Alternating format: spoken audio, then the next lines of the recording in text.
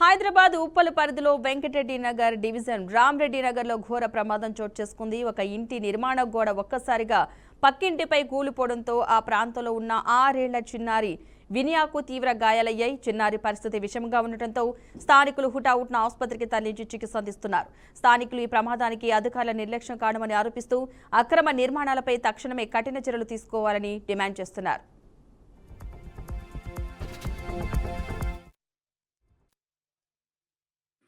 చూడండి, మీరు లోపల చూడలేరు.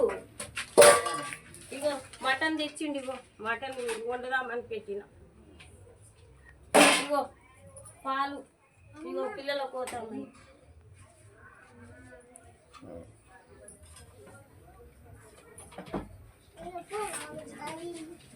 ఇగో బిందెలు వలిగిపోయినాయి, ఇగో నీళ్ళ బిందెలు అన్ని పలిగిపోయినాయి, ఇగో అన్ని వలిగిపోయినాయి. వచ్చి అన్నం తింటున్నది, ఇక్కడ కూర్చుంది పాప కుర్చీ మీద, ఆ పాప అక్కడ కూర్చుంది. నేను ఈ బాబు నేను అవతలున్నాం. అప్పుడే కొత్తిమీర ఆయన వచ్చిండు, కొత్తిమీర పోదామని మటన్ తెచ్చిండు ఆయన. పొయ్యి మీద పెట్టిన, చాయ్ పెట్టిన, 2 పొయ్యిల మీద 2 పెట్టి నేను కొత్తిమీర దేనికే పోయినా. పోయేవరకి పడుతూనే ఉంది, ఆయన పైసలు ఇచ్చి ఇట్లా వస్తూనే ఉందా, పడుతూనే ఉంది. నేను బయటనే ఉందా, అది పడ్డది. ఇప్పుడు 6 గంటలకు పడ్డది, 6 గంటలకు పడ్డది. మేస్త్రీలు లేరు, దెంకపోయిండ్రు వాళ్ళు, లేరు.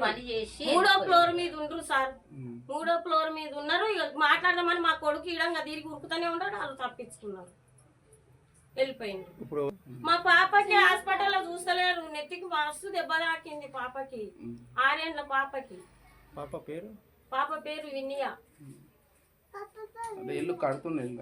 కడుతుండే ఇక్కడ ఇంకా చూడండి సార్, రేకులన్నీ పలిగినాయి మొత్తం. మళ్ళీ ఇగో ఇక్కడ అంతా పడి, ఇగో ఇవన్నీ పడి, ఇక్కడ పోయి మొత్తం పడిపోయినాయి. గిన్నెలు కూడా వలిగిపోయినాయి, గిన్నెలు అన్నము అంతా పోయినాయి. ఇంక అవతల నేనుంటే నేను కూడా ప్రాణం పోతుండే. ఇక సచ్చిండ్రా మీరేమన్నా నా అంటుండు, ఇల్లు కట్టుకునేటోడు అట్లా అంటారా? ఎట్లా చేయాలి సార్? మేము ఇంత తలడిల్తున్నాం, ఎవరు లేరు, ఈ పిల్లగాని పట్టుకుంటూ లేరు. నేను ఇంటికాన్నే ఉండు పిల్లగాని పెట్టుకొని అంటది. వాళ్ళ అమ్మ పోయిండు, వాళ్ళ తాత పోయిండు, మా కొడుకు పోయిండు, వీళ్ళ బాబు పోయిండు. వచ్చి అన్నం తింటున్నది. జయశంకర్ భూపాలపల్లి జిల్లా చిట్యాల మండలంలో అక్రమంగా నిల్వ చేసి విక్రయిస్తున్న ఔషధాలను డ్రగ్స్ కంట్రోల్ అధికారులు స్వాధీనం చేసుకున్నారు. ప్రభుత్వ నిబంధనలకు విరుద్ధంగా మందులు అమ్ముతున్న వారిపై కఠిన చర్యలు తీసుకుంటామని అధికారులు హెచ్చరించారు. చిట్యాల మండలం జడలపేట గ్రామానికి చెందిన గ్రామీణ వైద్యుడు బయగాని వెంకన్న అనుమతులు లేకుండా రోగులకు మందులు విక్రయిస్తున్నట్లుగా గుర్తించిన అధికారులు తనిఖీలు నిర్వహించారు. ఈ సందర్భంగా 2 రకాల మందుల నమూనాలు సేకరించి పరీక్షలకు పంపించారు. తనిఖీల్లో సుమారు 45,000 రూపాయల విలువైన మందులను సీజ్ చేసినట్లు డ్రగ్స్ ఇన్స్పెక్టర్ జన్ను శ్రవణ్ కుమార్ తెలిపారు. ఉమ్మడి వరంగల్ జిల్లాలో ఎలాంటి అనుమతులు లేకుండా మందులు విక్రయిస్తే కఠిన చర్యలు తీసుకుంటామని డ్రగ్స్ కంట్రోల్ అధికారులు హెచ్చరించారు.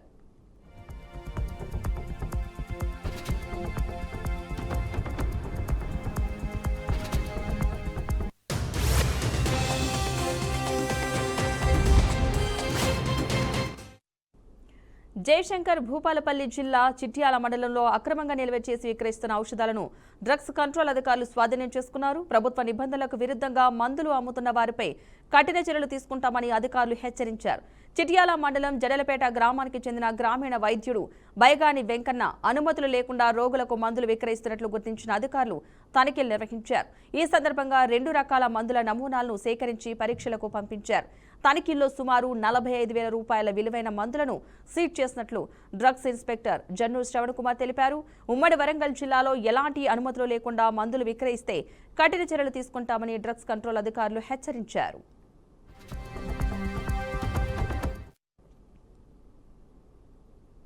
మంగళగిరి తాడేపల్లి నగరపాలక సంస్థ పరిధిలో నిబంధనలకు విరుద్ధంగా అక్రమంగా మట్టి రవాణా కొనసాగుతోందని స్థానికులు ఆరోపిస్తున్నారు.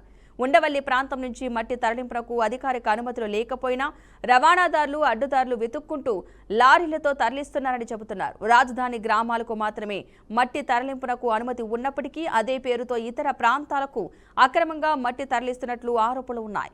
ఈ నేపథ్యంలో ఉండవల్లిలో వేగంగా దూసుకొచ్చిన మట్టి లారీ ఓ వృద్ధురాలిని బలంగా ఢీకొనడంతో ఆమె అక్కడికక్కడే మృతి చెందింది. ప్రతిరోజు వందల సంఖ్యలో మట్టి లారీలు రాకపోకలు సాగించడంతో ప్రజలు ప్రాణాలను అరిచేతిలో పెట్టుకుని ప్రయాణించాల్సి వస్తోందని గ్రామస్తులు ఆవేదన వ్యక్తం చేస్తున్నారు. అక్రమ మట్టి రవాణాపై తక్షణమే చర్యలు తీసుకోవాలని సంబంధిత అధికారులను స్థానికులు కోరుతున్నారు.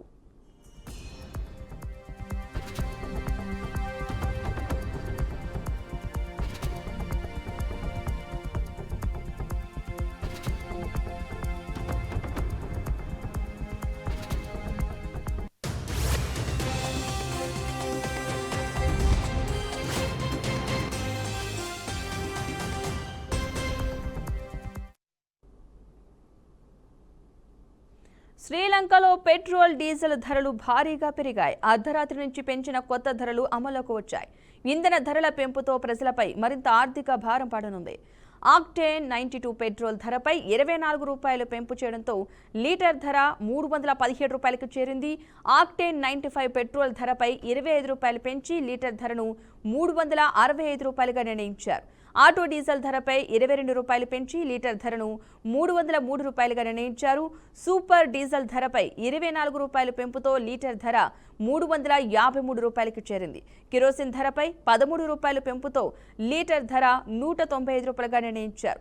అంతర్జాతీయంగా ముడి చమురు ధరలు పెరుగుతున్న నేపథ్యంలోనే శ్రీలంక ప్రభుత్వం ఈ ధరల పెంపును అమలు చేసినట్లుగా తెలుస్తోంది.